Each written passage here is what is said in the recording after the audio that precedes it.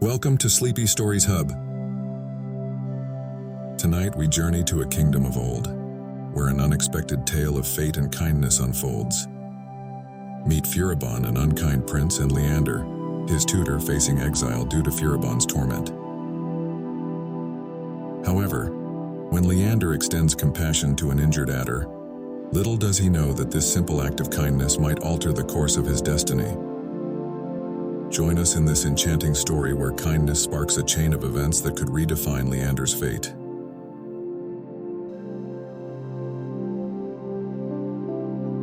Once upon a time there lived a king and a queen who had only one son, of whom they were passionately fond, though he was a very ill-shapen boy. He was as stout as the biggest man and as short as the tiniest dwarf, but the ugliness of his face and the deformity of his body were as nothing compared to his evil disposition. He was a self-willed little wretch and a nuisance to everybody. From his earliest childhood, the king had noticed this, but the queen was foolishly blind to his faults and helped to spoil him still more by her excessive indulgence, which let him plainly see the power he had over her. To gain favor with this princess, you had but to tell her that her son was handsome and clever. She wished to give him a name that would inspire respect and fear, and after racking her brains for a long time, she called him Fleuron. When he was old enough to have a tutor, the king chose for this purpose a prince who had ancient claims on the crown, and who would have maintained them like a man of spirit if his affairs had been in a better state. But he had long given up all thought of this, and his whole time was occupied with the education of his only son. Never was there a lad gifted with a finer nature, a quicker or keener mind, or a gentler, meeker spirit. Everything he said had a happy turn and a special grace of its own, and in his person he was charming. The king, having chosen this great lord to be the guide of Fleuron's youth, told his son to be very obedient, but Fleuron was a naughty urchin to whom 100 floggings made no difference. The tutor's son was called Leander, and everybody liked him. The ladies looked on him with much interest, but as he paid no special attention to any of them, they called him the fair indifferent. And they laid siege to him to make him change his manner towards them, but for all that he hardly ever left Fleuron. Fleuron, however, only seemed to them the more hideous now that he appeared side by side with Leander, for he never came near the ladies except to say rude things to them, sometimes to tell them they were badly dressed, or that they were like country cousins, or, and this before everybody, that their faces were painted. He would get to know their secrets only to tell them to the queen, who scolded them, and as a punishment cut short their rations. All this made them hate Fleuron with a deadly hatred. He knew it, and he took his revenge on young Leander. "You are very lucky," he said, looking at him sulkily. "The ladies are always praising you, but they behave very differently to me." "My lord," said Leander modestly, "the respect they have for you prevents their being on such familiar terms." "It is just as well for them they do feel so," he said, "for otherwise I would beat them to a jelly to teach them their duty." One day, when ambassadors from a far country were expected, the prince and Leander were waiting in a gallery to see them go past. As soon as the ambassadors saw Leander, they came forward and made profound bows before him, showing in every way their admiration. Then, looking at Fleuron, thinking he must be the prince's inferior, they took him by the arm and twirled him round and round in spite of himself. Leander was in despair. He made every effort to make them understand that it was the king's son they were treating in this fashion. They did not know what he was saying, and unfortunately the interpreter had gone to await them by the king. Leander, seeing that they did not understand his signs, humbled himself still more before Fleuron, and the ambassadors in their suite, thinking he was playing, laughed like to split their sides, and wanted to tweak the prince by the noise, after the fashion of their country. Fleuron, in a towering rage, drew his little sword, which was no longer than a fan, and would have attacked them if the king had not come at that moment to meet the ambassadors and been a witness to this violent scene. He apologized to them, for he knew their tongue, but they answered that it was of no consequence, for they had seen very well that the hideous Fleuron was in a bad temper. The king was much distressed that the ugly face and the violence of his son should prevent his being recognized. When the king and the ambassadors were out of sight, Fleuron took Leander by the hair and plucked out 2 or 3 handfuls, and he would have strangled him if he had been able. Then he told him never again to come into his presence. Leander's father, very angry at what Fleuron had done, sent his son away to a castle he had in the country. There Leander never found time to lay heavily on his hands, for he was fond of hunting, fishing, and walking. He could paint, he read a great deal, and could play on several instruments. He thought himself lucky no longer to have to pay court to the eccentric prince, and in spite of his being all by himself, he was never lonely. One day when he had been walking for a long time in his gardens, the heat becoming very great, he went into a little wood where the trees were tall and the foliage thick, to enjoy the pleasant shade. He began playing the flute to amuse himself when he felt something turning round his leg and gripping it very tight. He looked to see what it could be and was much astonished to find a great adder.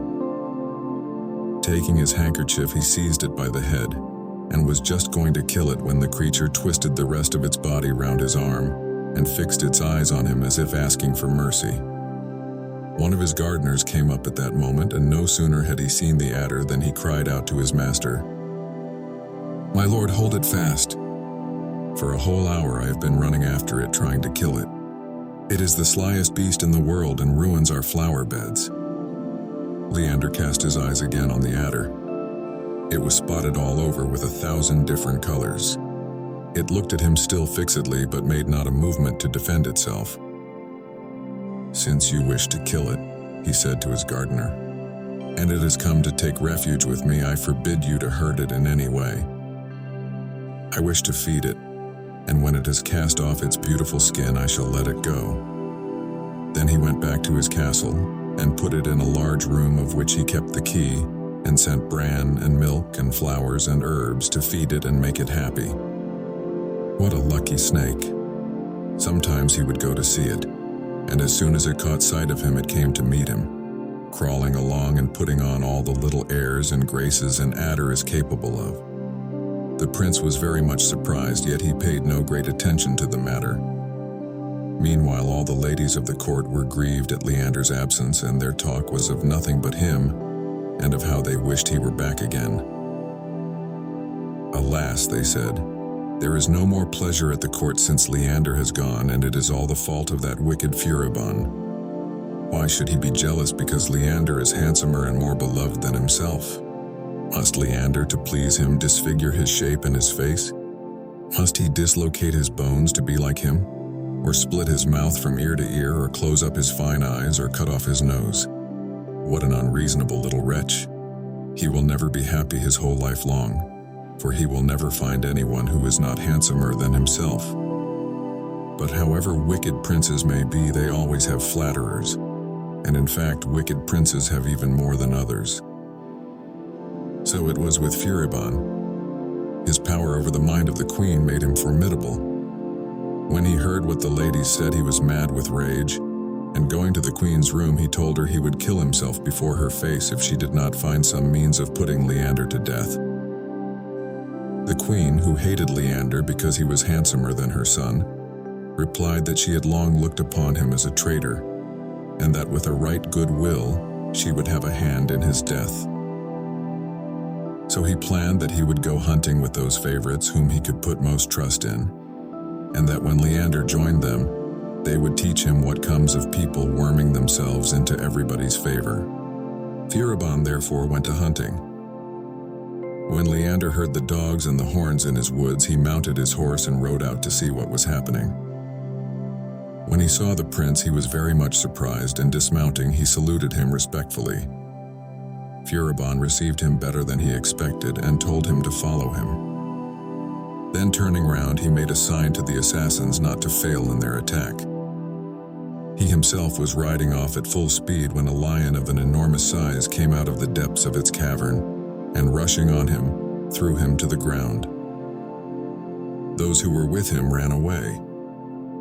Leander alone remained to face the furious animal. Advancing with his sword in his hand at the risk of being devoured, by his valor and his dexterity he saved his most cruel enemy. Furibon had fainted from fright. Leander tended him in the most careful fashion, and when he had recovered consciousness he set him on his own horse. Anyone but a thankless wretch would have felt grateful to the very depths of his soul for so great and recent a service, and by word and deed would have shown his gratitude. Not so Furibon.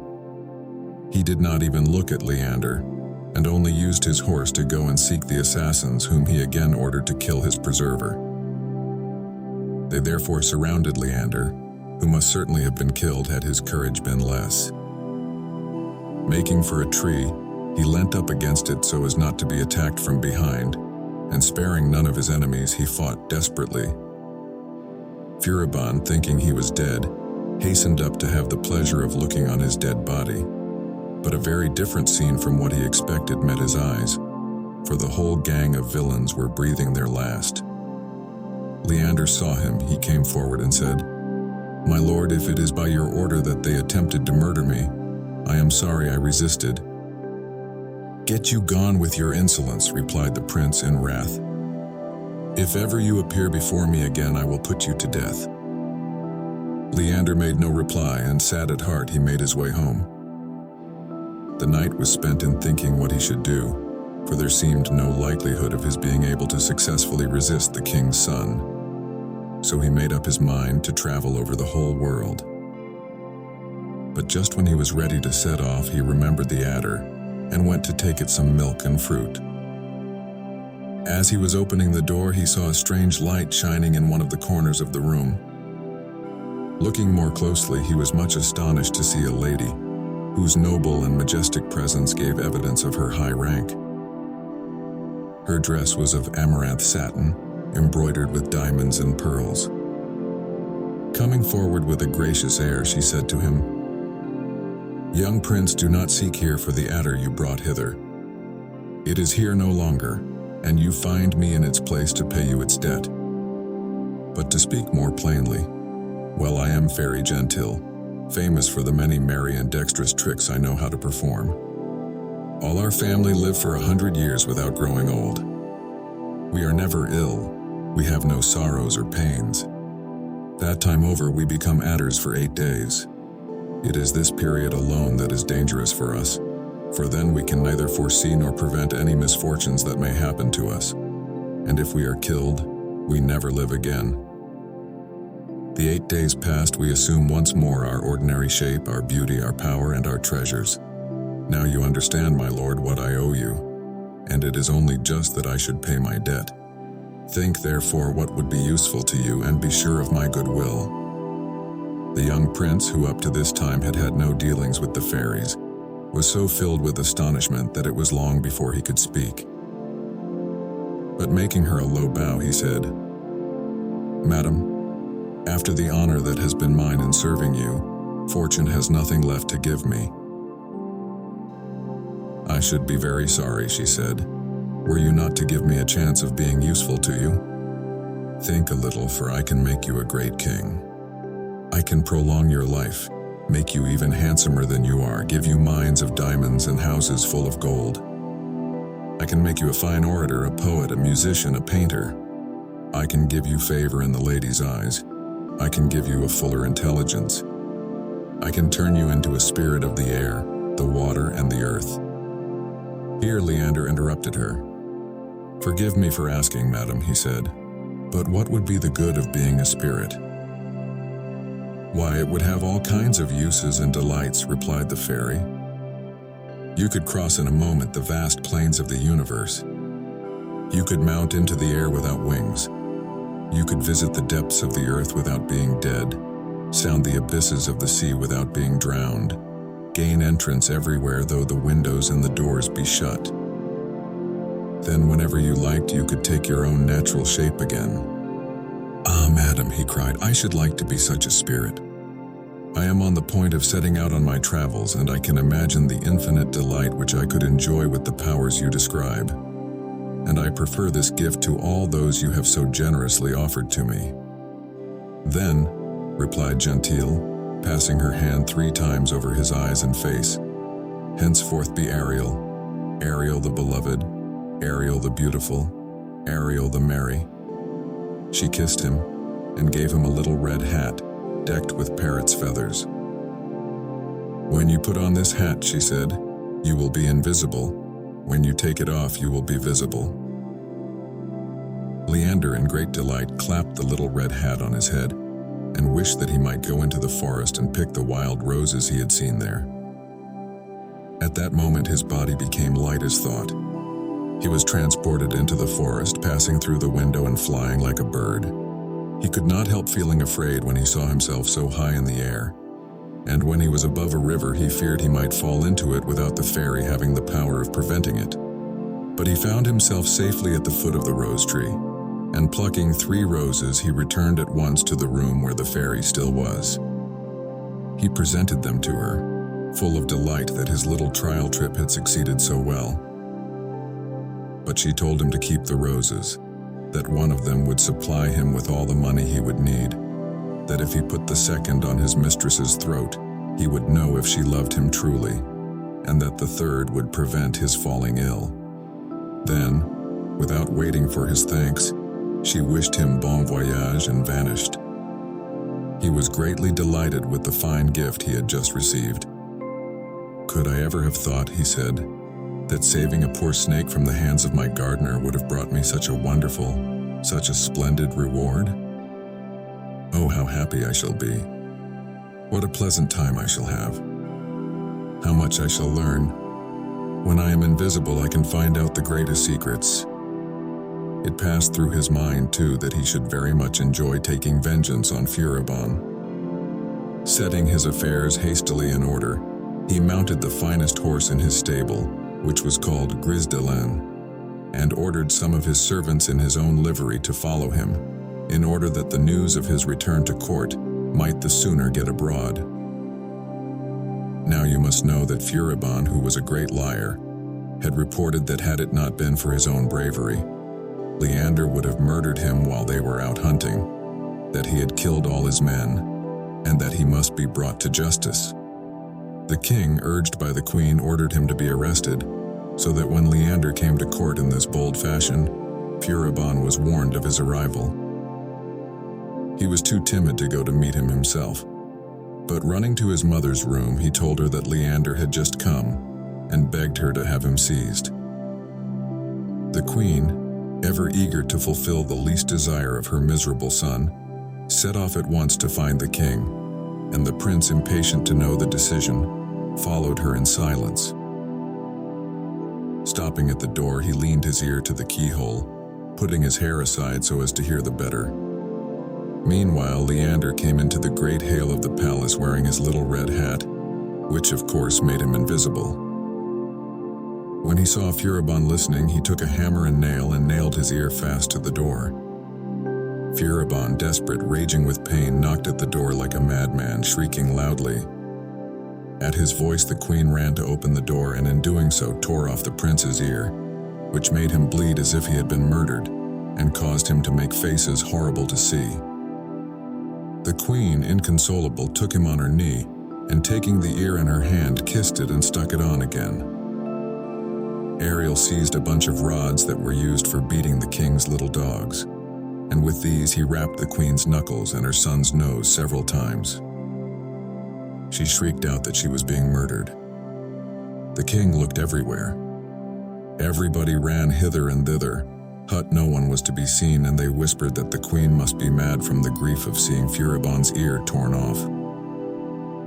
It was the king who first thought so, and when she came near him, he moved out of her way. It was a very awful scene. At last, after Ariel had given Fleuron a good beating, he left the room and went into the garden, where he made himself visible again. Here he openly plucked the cherries, the apricots, the strawberries, and the flowers from the queen's beds. She used to water these herself, and it was as much as anyone's life was worth to touch them. The gardeners, very much surprised, came and told their majesties that Prince Leander was robbing the trees of their fruit and the garden of its flowers. "What insolence!" cried the queen. "My little Furibon, my own darling, forget for a moment your hurt and run after this villain. Take the guards, the musketeers, the policemen, the courtiers. Place yourself at their head, seize him and cut him to pieces." Furibon, fired by his mother's words and followed by 1,000 well-armed men, entered the garden and saw Leander under a tree. Leander threw a stone at Furibon and broke his arm, and he pelted the rest of the troop with oranges. They rushed towards him, but lo! At that moment he had disappeared. Stepping behind Furibon, who was already in a sorry plight, he passed a cord through his legs which threw him on his nose. The prince was picked up and taken home to bed, very ill. Leander, satisfied with this revenge, returned to his attendants who were waiting for him, and giving them money he sent them back to his castle, not wishing to take anyone with him who might know the secret of the little red hat and the roses. Not having made up his mind where he wished to go, he mounted his beautiful horse Grisdelan and let it go at its will. He passed through countless woods, over plains, hills, and valleys, resting now and again, eating and sleeping, without meeting any remarkable adventure. At last he reached a forest where he stopped to enjoy the shade for a little, for it was very hot. After a moment he heard the sound of sighing and sobbing, and looking round everywhere he saw a man running, then stopping, now crying out, now saying nothing for a while, tearing his hair, beating his body, till Leander had no doubt but that he was some miserable person who had lost his wits. He seemed to be handsome and young. His clothes had once been splendid, but now they were all tattered. The prince, moved with compassion, addressed him. "I see you in so unhappy a condition that I cannot help asking you what is the matter and offering you my services." "Ah, my lord," replied the young man, "there is no remedy for my ills. Today my dear mistress is going to be sacrificed to a jealous old wretch, who is rich in the world's goods, but who will make her the unhappiest creature in the whole world." "She loves you then?" said Leander. "I may flatter myself she does," he answered. "And where is she?" said the prince. "In a castle at the farther end of this forest," replied the lover. "Very well, wait for me," said Leander again. "I will bring you good news before very long." And so saying, he put on the little red hat and wished himself in the castle. He had not reached it before he heard the sound of beautiful music, and on entering, the whole palace resounded with the noise of violins and other instruments. He made his way into a great hall thronged with the relatives and friends of the old man and the young damsel. Nothing could have been lovelier than she was, but the pallor of her complexion, the sadness in her face, and the tears that flooded her eyes from time to time were quite enough to show her suffering. Leander, who had now turned into the invisible Ariel, remained in a corner to watch some of those who were present. He saw the father and mother of the pretty maiden, who were scolding her for the discontented face she was wearing. When they had returned to their places, Ariel stationed himself behind the mother and whispered in her ear, "Since you force your daughter to give her hand to this old villain, know for certain that before 8 days are over you will be punished by death." The woman, terrified at hearing a voice and seeing no one, and still more at the threat which had been uttered, screamed aloud and fell down on the floor. Her husband asked what was the matter, and she cried out that she was a dead woman if her daughter's marriage took place, and that for all the riches of the world she would not permit it. The husband laughed at her and told her she was dreaming, but Ariel, going up to him, said, "Old skeptic, if you do not believe what your wife says, you will pay for your doubt with your life. Break off your daughter's wedding, and give her up at once to the man she loves." These words produced a wonderful effect. Without more ado, they dispatched the bridegroom, telling him they would not have broken off the match but for orders from on high. He did not believe what they said, and would have sought to gain his end by trickery, for he was a Norman. But Ariel shouted so loud in his ear that he was nearly deafened, and to make sure of his departure, he trod so hard on his gouty feet that he nearly squeezed them flat. So they ran to seek for the lover in the wood, who in the meanwhile was in despair. Ariel was waiting for him with the utmost impatience, only less than that of his young mistress. The lover and his bride nearly died of joy. The feast prepared for the old man's wedding served for the happy lovers, and Ariel, taking his human shape again, appeared suddenly at the hale door in the guise of a stranger, drawn thither by the noise of the feast. As soon as the bridegroom saw him, he ran and threw himself at his feet, calling him every name that his gratitude could suggest to him. Leander spent 2 days in this castle, and if he had liked he might have ruined them, for they offered him all they possessed, and he did not quit such good company without regret. Going on his way, he reached a large city where lived a queen whose great desire was to gather about her court all the handsomest persons in her kingdom. Leander on his arrival had the finest equipage prepared that ever was seen, for after all he had only to shake the rose, and money never failed him. It is easy to imagine that being handsome, young, witty, and above all splendid in appearance, the queen and all the princesses received him with every mark of respect and consideration. This was the most gallant court in the whole world, and not to be in love there was to be laughed at. So wishing to follow the custom, he thought he would play at falling in love, and that when he went away he could leave his love behind him as easily as his suite. And he cast his eyes on one of the queen's maids of honor, called Fair Blondine. This lady was very clever, but so cold and so serious that he did not know very well what to do to please her. He arranged wonderful fetes and balls and plays every night. He sent for rarities from all parts of the world, but it seemed to have no effect on her. Still, the more indifferent she was, the more was he determined to gain her favor. What chiefly attracted him was that he believed she had never loved anyone else. But to be certain, he thought he should like to try on her the power of the rose. So as if playfully he placed it on Blondine's bosom, when suddenly, fresh and blooming as it had been, it withered and faded. That was enough to let Leander know that he had a rival whom she loved. He felt this very keenly, and to be convinced of it by his own eyes, he wished himself in Blondine's room in the evening. There he saw a musician come in who had the most villainous face imaginable. This man screeched out 3 or 4 couplets he had made for her, the words and the music of which were alike detestable, but she enjoyed them as if they were the finest things she had ever heard in her life. He made faces as if he were possessed, and even these she praised, so mad about him was she, and at last she let this hideous wretch kiss her hand as a reward. Ariel, enraged, threw himself on this impertinent musician, and pushing him roughly against a balcony, flung him into the garden, where he broke his few remaining teeth. If a thunderbolt had fallen on Blondine, she could not have been more surprised. She thought it must be the work of some spirit. Ariel vanished from the room without showing himself, and at once returned to his own quarters, where he wrote to Blondine, heaping reproaches upon her. Without awaiting her answer, he set off, leaving behind him his equipage, which he presented to his squires and his gentlemen, and rewarding the rest of his people. Then, mounting on his trusty Grisdelin, he made up his mind never to fall in love again after what had happened. He set out at full speed.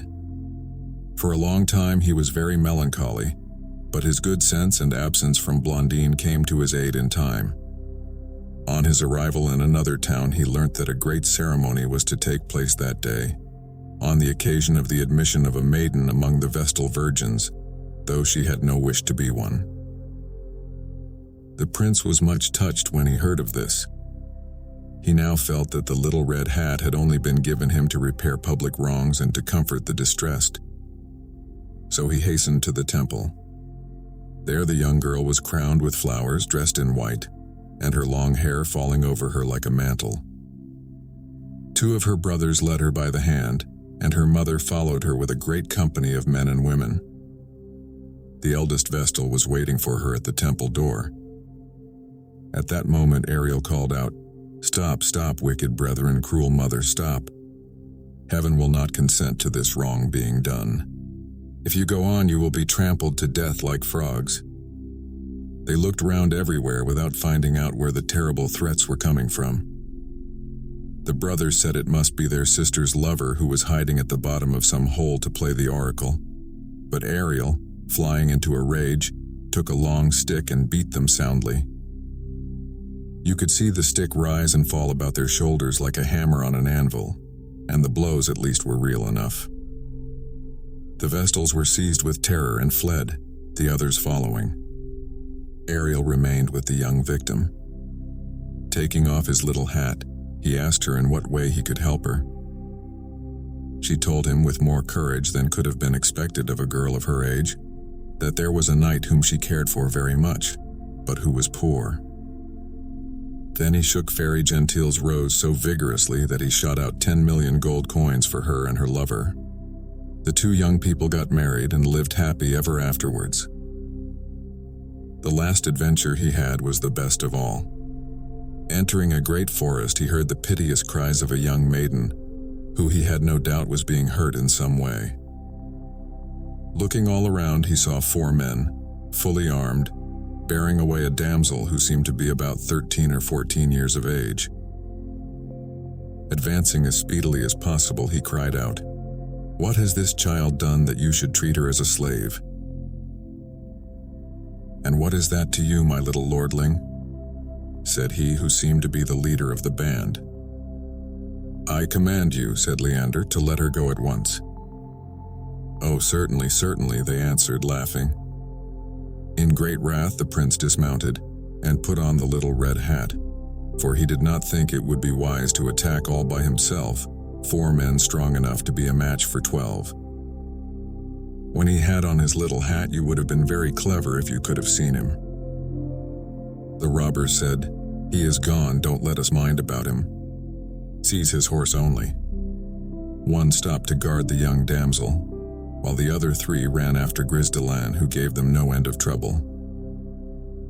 "Alas, fair princess," said the girl, "how happy I was in your palace. How can I live without you? If you knew what has happened to me, you would send your Amazons after poor Abricotine." Leander listened, and without a moment's delay he seized the arm of the robber who kept the girl and tied it to a tree before he had the time to defend himself, for he did not even know who it was that had bound him. At his cries, one of his comrades came running up out of breath and asked him who had tied him to the tree. "I do not know. I have seen no one." "That is only an excuse," said the other.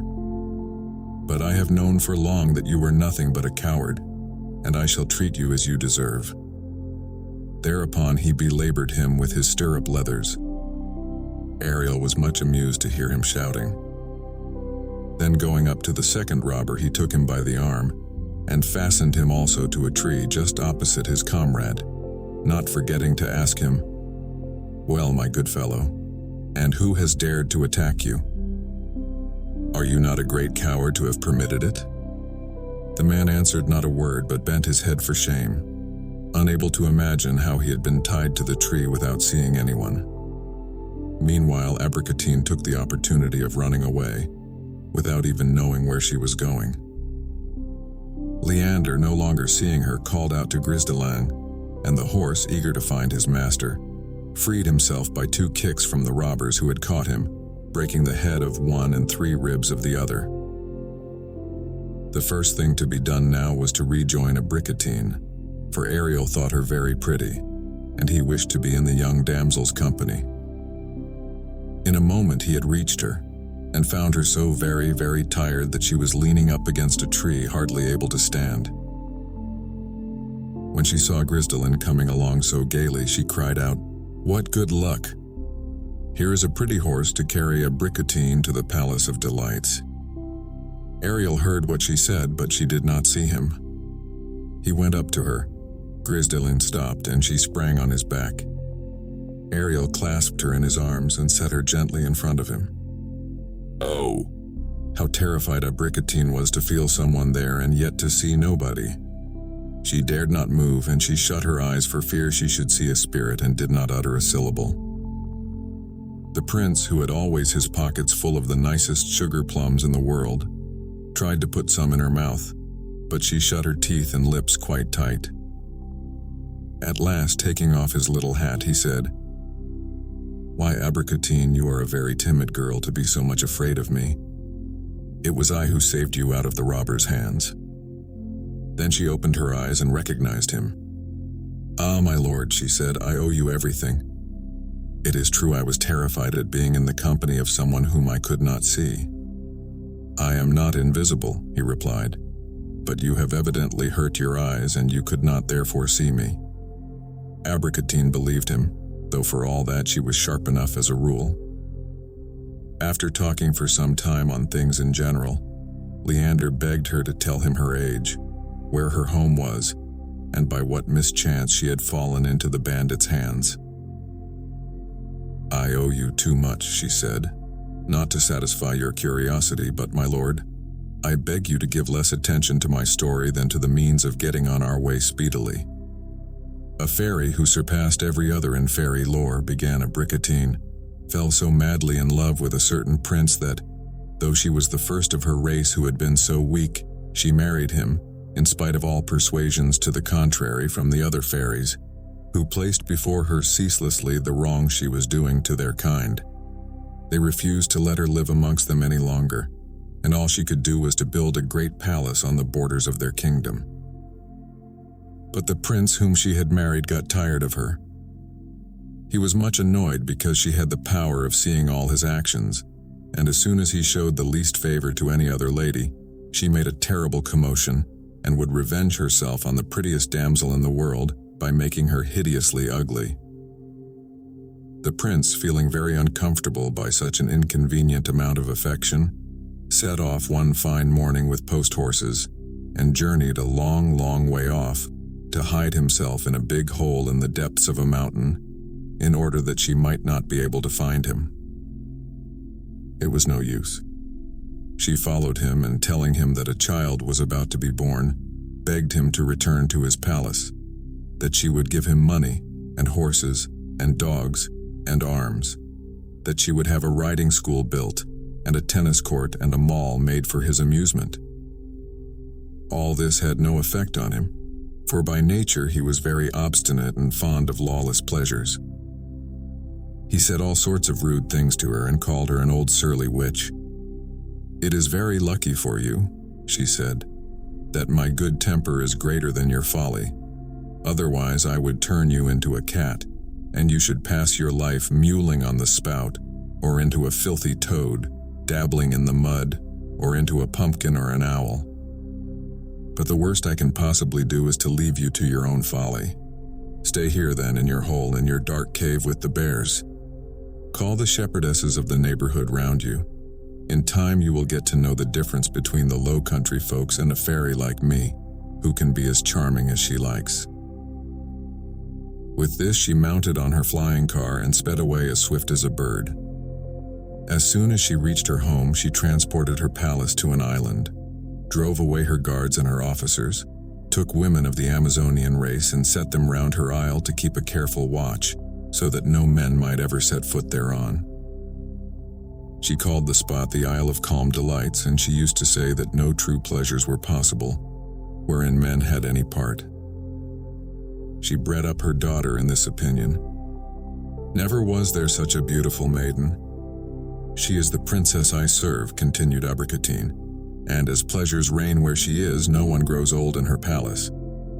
To look at me you would not think it, but I am more than 200 years old. When my mistress grew up, her fairy mother left her island, and having given her many lessons in the art of living a happy life, went back to the realm of fairy once more.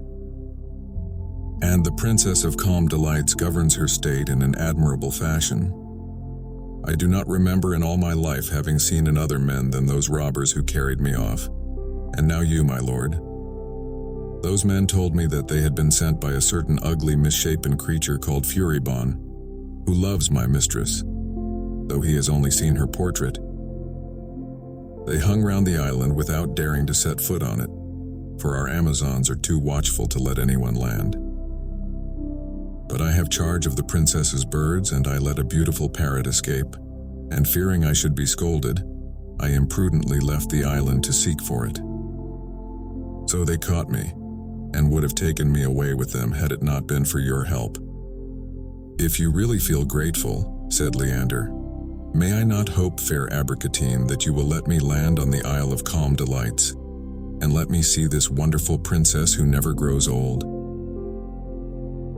Ah, my lord, she said, we should be ruined, both you and I, if we did anything of the kind. It should be very easy for you to do without a pleasure which you have never known. You have never been in this palace. Imagine to yourself that it does not exist. It is not so easy as you think, answered the prince, to wipe out of one's memory the things that take kindly root there, and I do not agree with you that to banish our sex is a sure means of securing calm delights. My lord, she replied, it is not for me to decide. I even confess that if all men were like you, I should be glad that the princess should make other laws. But having only seen 4 of whom were villains, I conclude that the wicked outnumber the good, and that it is therefore best to banish all of them. While they were speaking, they arrived at the banks of a great river. Abricotine jumped lightly to the ground.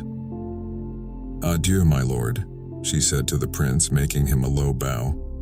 I wish you so much happiness that the whole earth may be for you an island of delights. Now go away in haste, lest our Amazons see you.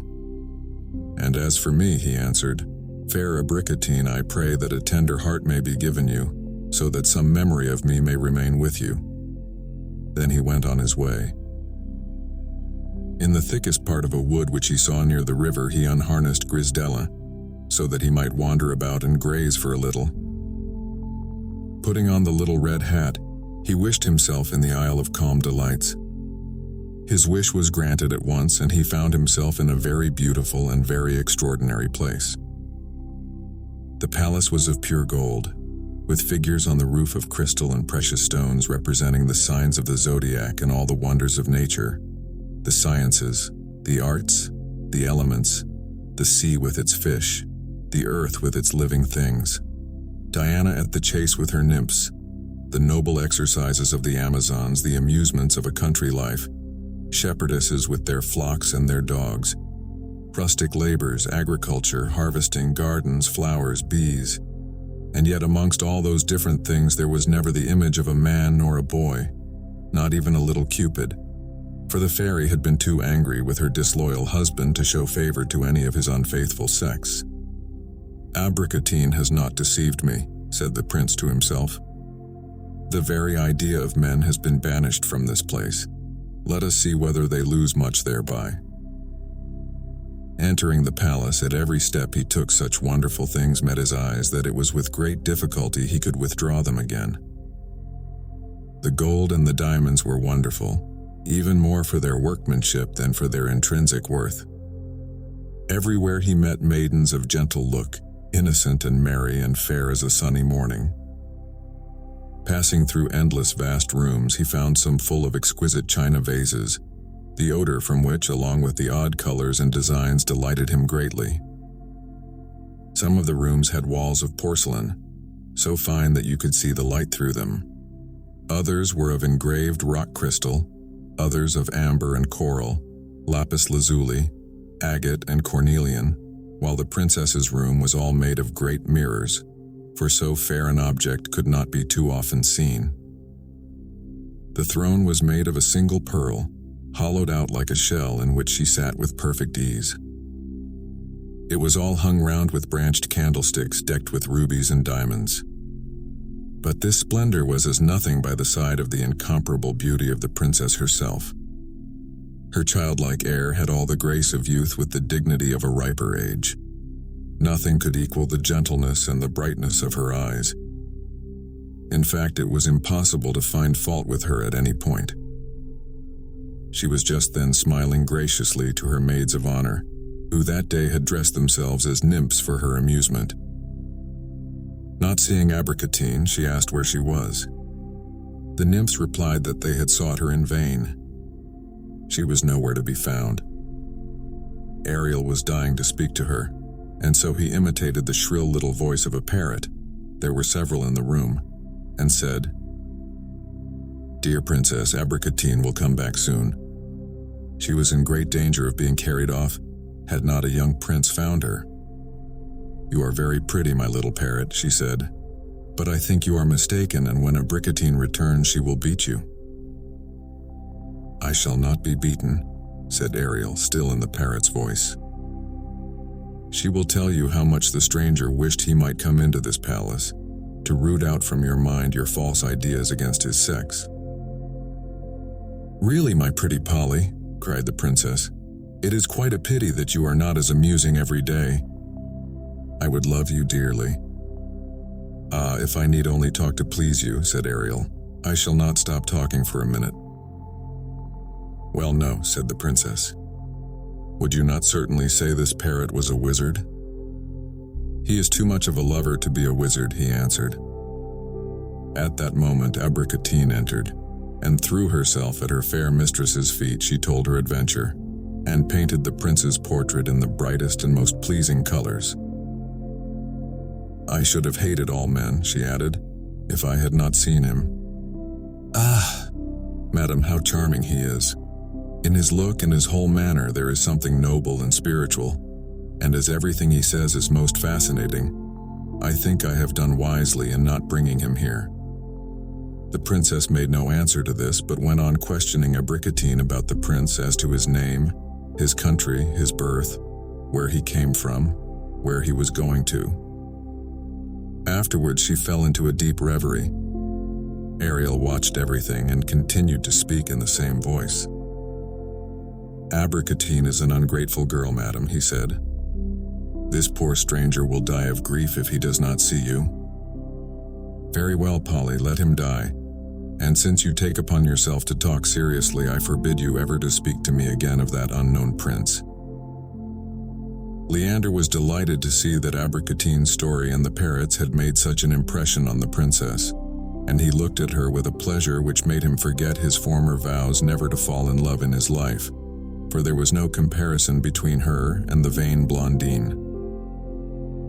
"Is it possible," he said to himself, "that this masterpiece of nature, this miracle of our days, must stay forever on an island where no mortal man may dare approach her? But after all," he went on, "what does it matter that all the rest are banished, since I have the honor of being here, since I see her, hear her, admire her, since I love her better than my life?" It was late, and the princess passed into a hall all of marble and porphyry where fountains were playing, and everything was pleasant and cool. As soon as she had entered, a symphony began and a sumptuous supper was served. At the side of the hall there were long aviaries filled with rare birds which Abricotine tended. Leander had learnt on his travels how to sing like birds. He used even to invent songs such as no living birds ever sang. The princess listened, looked in great astonishment, then left the table and came near. Ariel then gave out a louder, stronger note, and in the voice of a canary he sang these words to an impromptu air. "Oh, heavy the tread of the march of life, and weary the striving and vain the strife, and lonely the way for you and for me, if love be not of the company. For life is love, and love is life, and everything else is useless strife. See, love is beckoning you and me. Haste then and join his company." The princess, still more astonished, sent for Abricotine and asked her if she had taught any of the canaries to sing. She said no, but she thought that canaries were probably as intelligent as parrots. The princess smiled, and thought all the same that Abricotine had given the birds singing lessons. Then she sat down to table again to finish her supper. Leander's journey had been long enough to give him an appetite, and he made his way towards the good things, the very smell of which was grateful to him. The princess had a blue cat, a very fashionable color for cats at that period, which she was very fond of, and one of her maidens held it in her arms, saying, "Madam, I assure you Bluet is hungry." So they seated him at the table, with a little golden plate and a lace napkin neatly folded. He wore a golden bell and a pearl collar. With a voracious appetite, he began to eat. "Oh ho," said Ariel. "A great blue tomcat who probably never caught a mouse in his life and who certainly is not of better birth than I, has the honor of supping with my fair princess. I would like to know if he loves her as much as I do, and if it is right that I have nothing but the smell of the dishes for my supper, while he munches all the dainty bits." Thereupon he very quietly removed Bluet, sat down himself in the armchair and took the cat on his lap. No one saw Ariel. How could they have seen him, for he had his little red hat on? The princess put partridge, quail, and pheasant on Bluet's golden plate. The partridge, quail, and pheasant disappeared in a moment, and the whole court said there never was a cat with such an appetite. The ragouts were excellent too, and Ariel, taking a fork and holding it in the cat's paw, tasted them. Sometimes he took rather much on his fork, and Bluet, who did not understand a joke, mewed and tried to scratch viciously. Then the princess would say, "Put that tart or that fricassee near poor Bluet. Hear how he is crying to have it." Leander laughed to himself at such a funny adventure. But now he felt very thirsty, not being used to such long repasts without drinking. So he caught hold of a large melon with the cat's paw, and this satisfied him somewhat. And when supper was nearly over, he ran to the sideboard and drank 2 bottles of delicious nectar. The princess retired to her room, telling Abricotine to come along with her and to shut the door. Ariel followed fast after, and made an unseen third to the company. The princess said to her confidant, "Confess now that you were exaggerating in drawing the portrait of this unknown prince. It does not seem to me possible for him to be so beautiful as you say."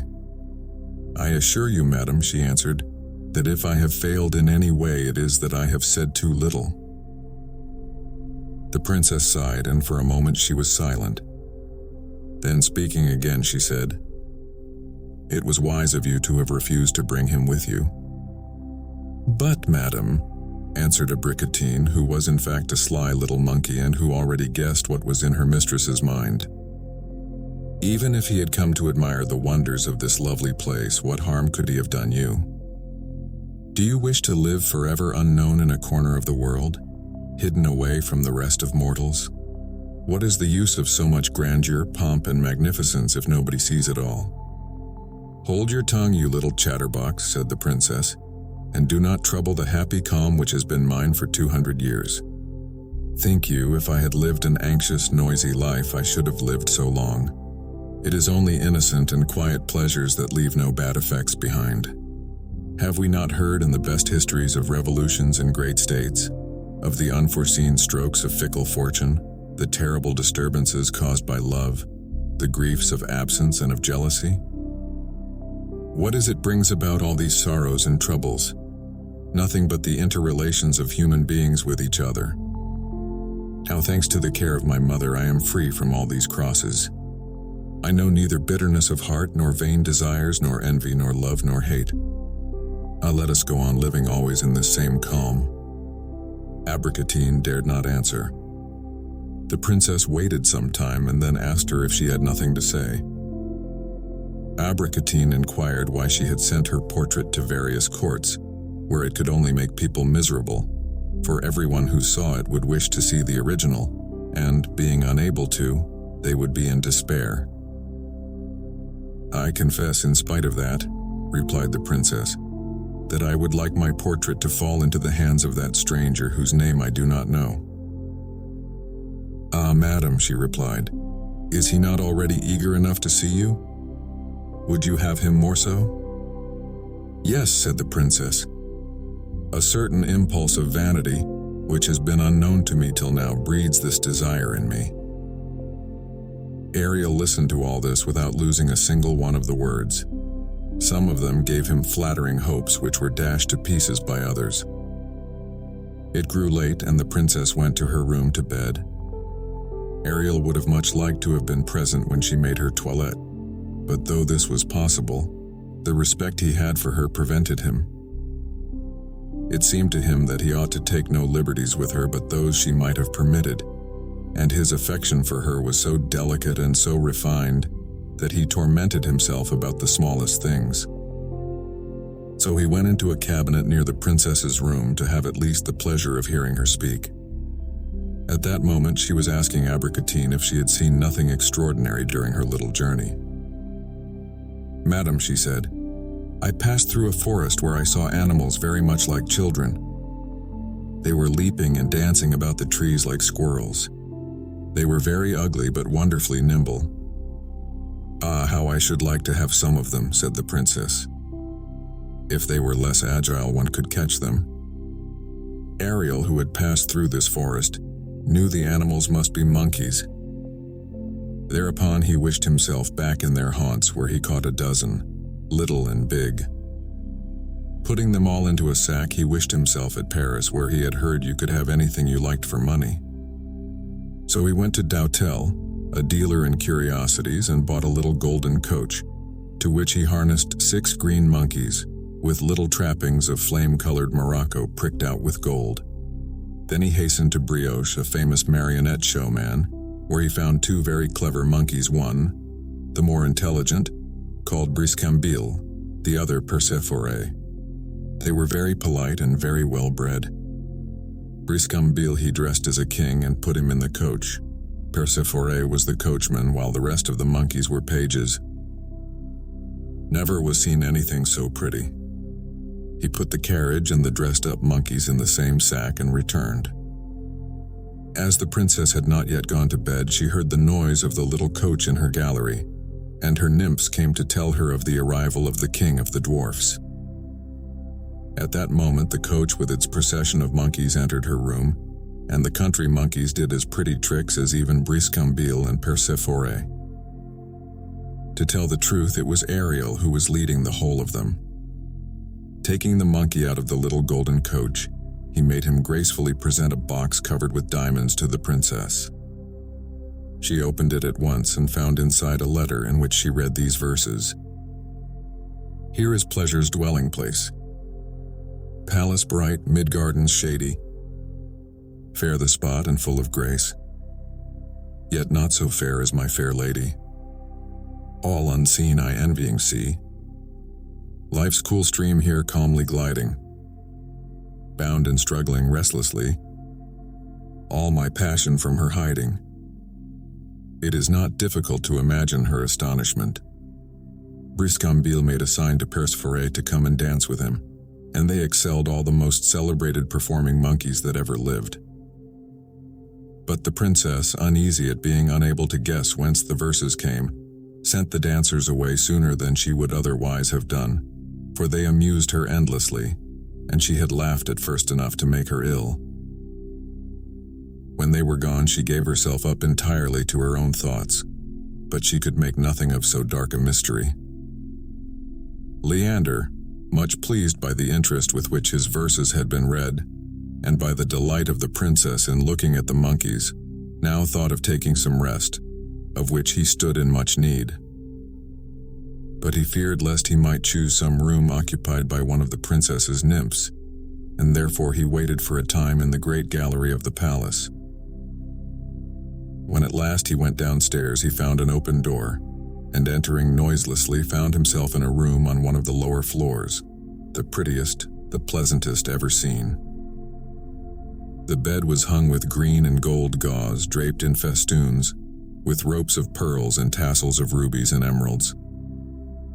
It was still light enough to enable him to admire all this wonderful splendor. After shutting the door, he fell asleep, but the remembrance of his fair princess woke him up several times, and he could not keep from heaving sighs for his great love for her. He rose so very early that the time dragged till he could see her. Looking about him, he saw a canvas ready prepared and colors, and he called to mind what his princess had said to Abricotine about her portrait. Now he could paint better than the great masters, and without losing a moment he sat down before a large mirror and painted his own picture. Also, in an oval, that of the princess, her face being so present to his imagination that he had no need to see her for this first sketch. Afterwards, he touched up the work with her before him, though she was unconscious of his presence. And as it was the desire of pleasing her that gave him the impulse to work, never was a portrait more perfectly finished.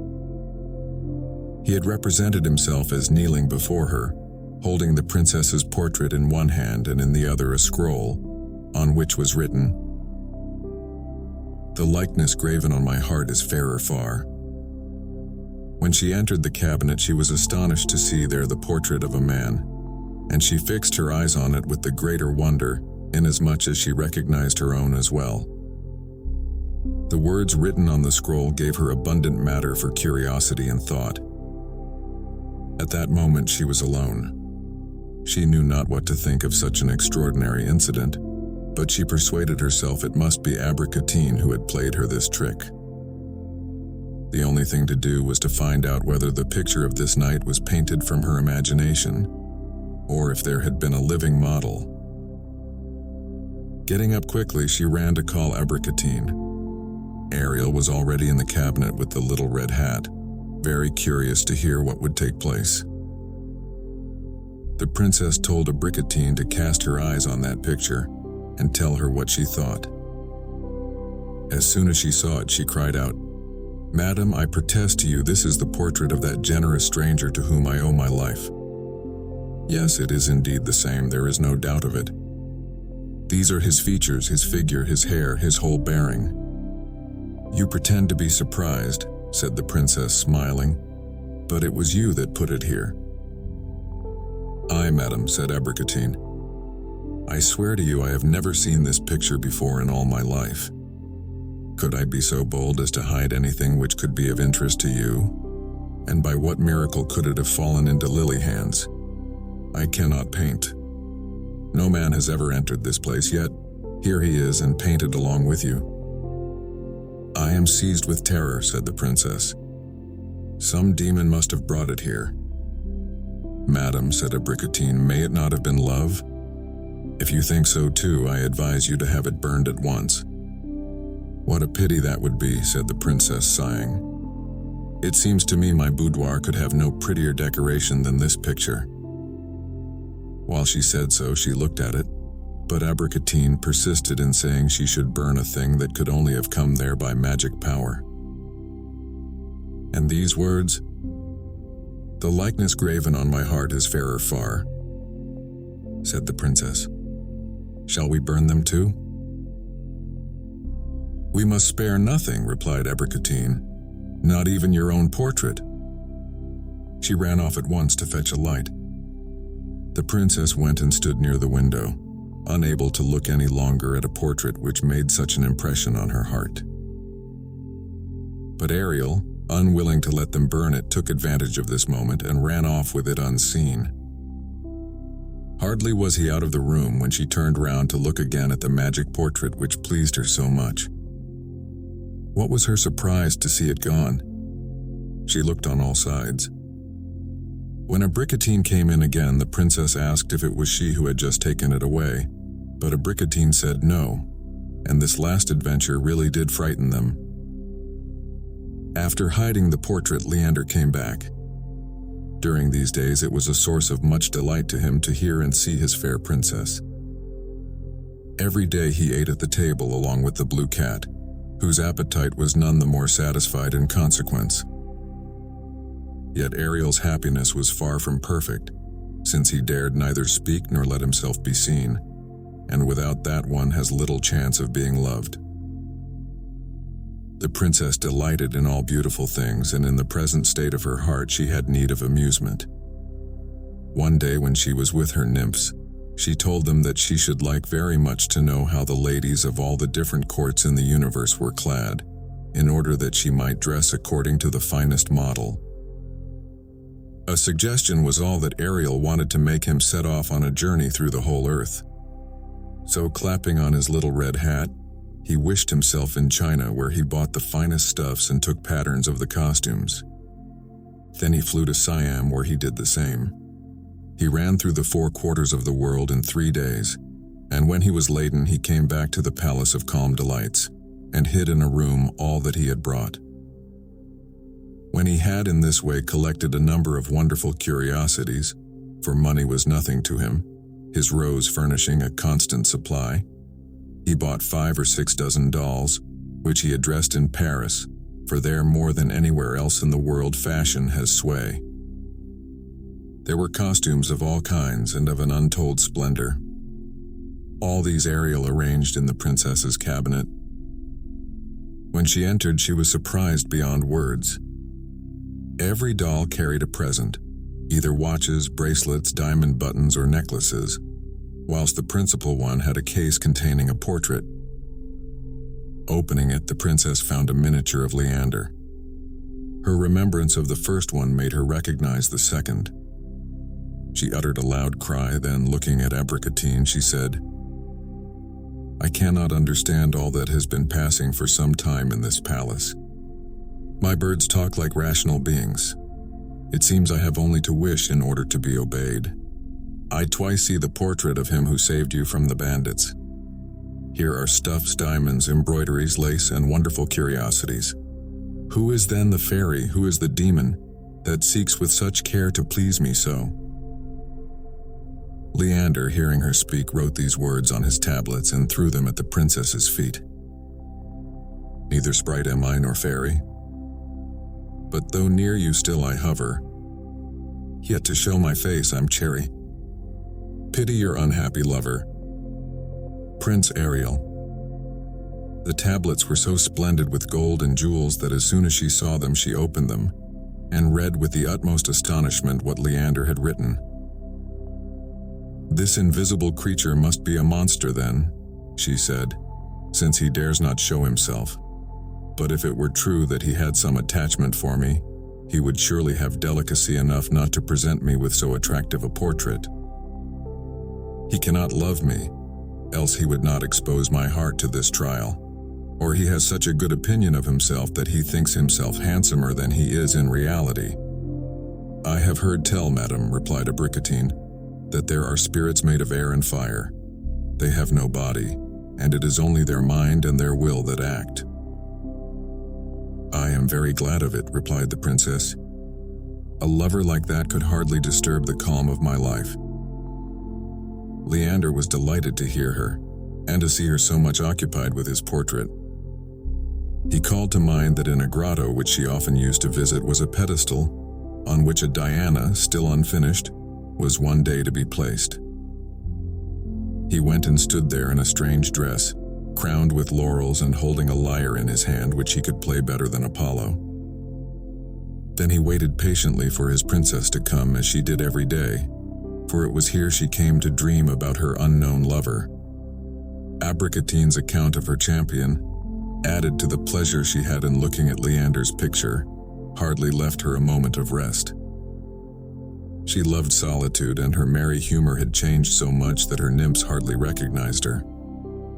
When she entered the grotto, she signed to them not to follow her, so they each went away along separate walks. Meanwhile, she threw herself on a grassy bed, sighing, shedding tears, even speaking, but so low that Ariel could not hear her. At first he had put on the little red hat, so that she might not see him. When he took it off, she gazed on him with the utmost astonishment, imagining that it was a statue, for he tried not to change the attitude he had chosen. It was with a joy mingled with fear that she looked on him. This vision so unexpected filled her with surprise, but in the end the pleasure cast out the fear, and she was just growing used to seeing so lifelike a figure when the prince tuned his lyre and sang these words: "There lurketh here such dangerous art, that stones and stones might feel it. In vain I vowed to guard my heart, nor let the fair one steal it. Now wounded, who will heal it will heal it. Is this the isle of calm delights? Here passion met me on the shore, made me a slave beneath his might. Yet spite of freedom heretofore, 'tis here I'd stay forevermore, forevermore." Although Leander's voice was charming, the princess could not master the terror that seized her. Suddenly she grew pale and fell in a swoon. Ariel, alarmed, leaped from the pedestal to the ground and put on his little red hat so that no one might see him.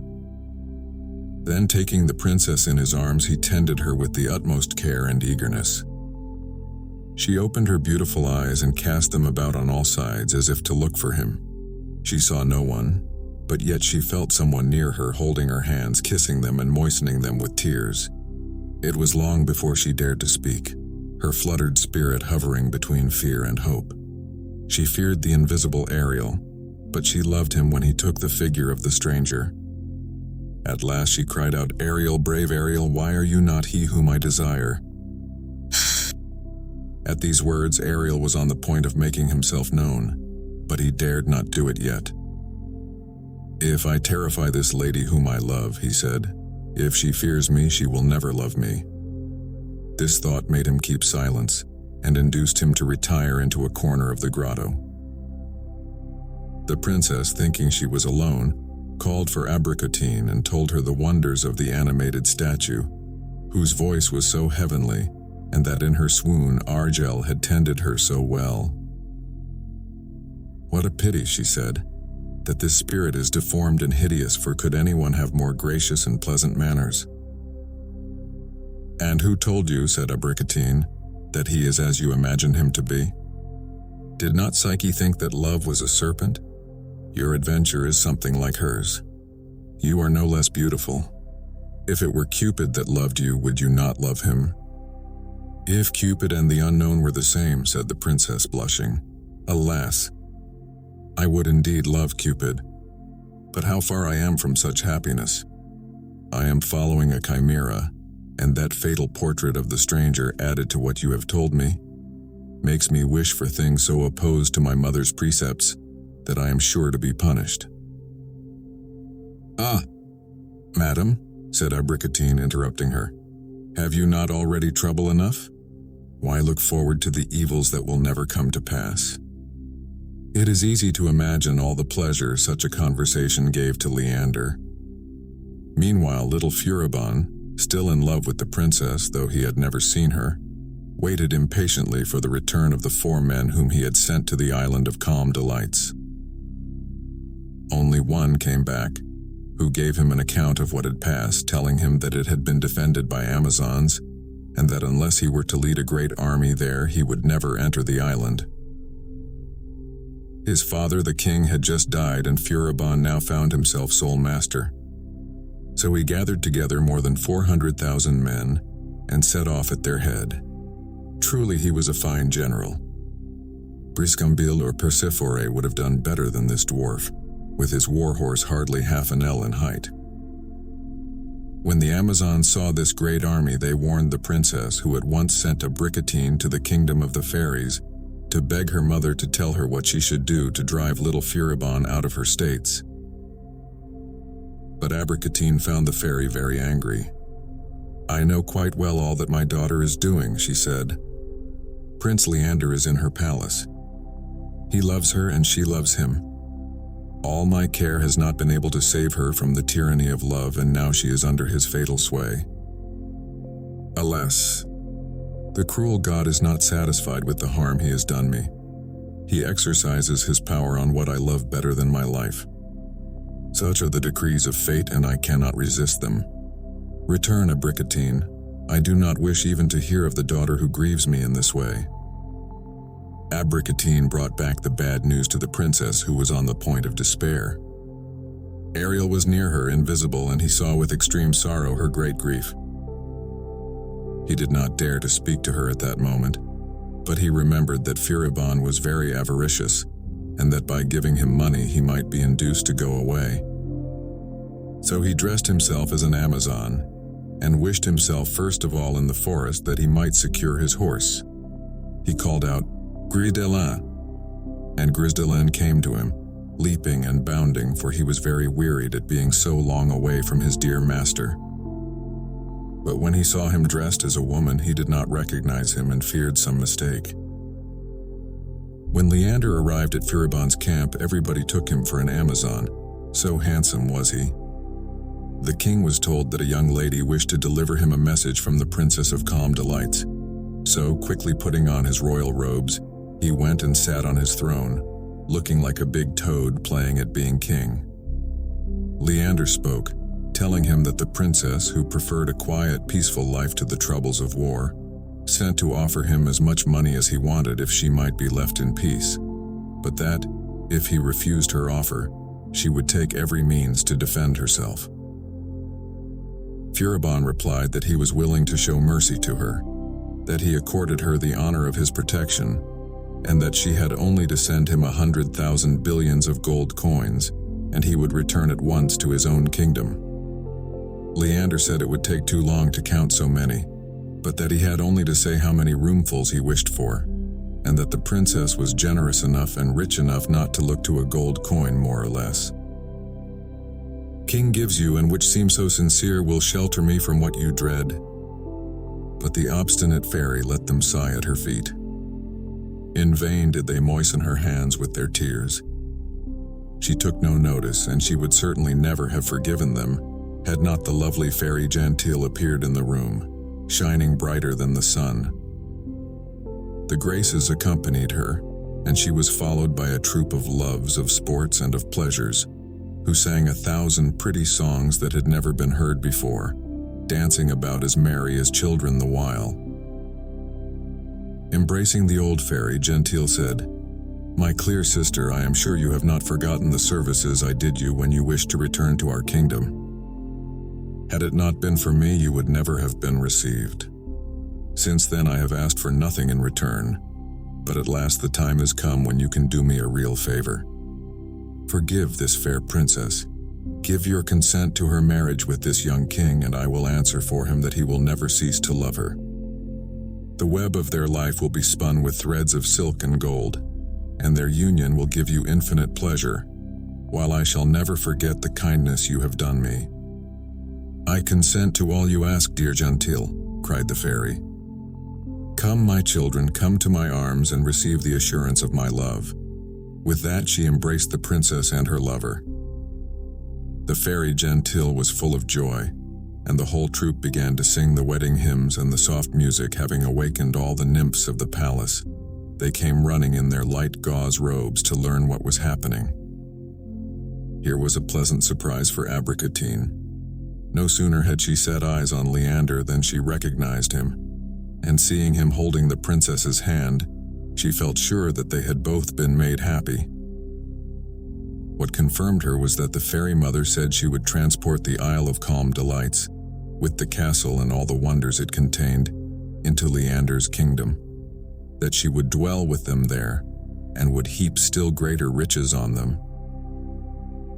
"Whatever your generosity may suggest to you to bestow on me," answered the king, "it is impossible that you can give me anything equal to what I have received today." This little compliment pleased the fairy very much, for she belonged to the olden time, when they would compliment each other all day long for some trifle no bigger than a pinpoint. As Tranquil had forgotten nothing, she had, by the power of Braylock, the generals and the captains of Fleuron's army brought to the palace of the princess, in order that they might be present at the splendid feast that was about to take place. It was she who took charge of the arrangements, and 5 or 6 volumes would not be enough to describe the comedies, the operas, the running at the ring, the music, the gladiator fights, the hunts, and the other splendid amusements of this charming wedding feast. But most wonderful of all, each nymph found among the brave soldiers that Tranquil had brought to this beautiful spot a husband as affectionate as if she had known him for 10 years. Yet their acquaintance had only lasted 24 hours, but then the little wand can do even more wonderful things than that.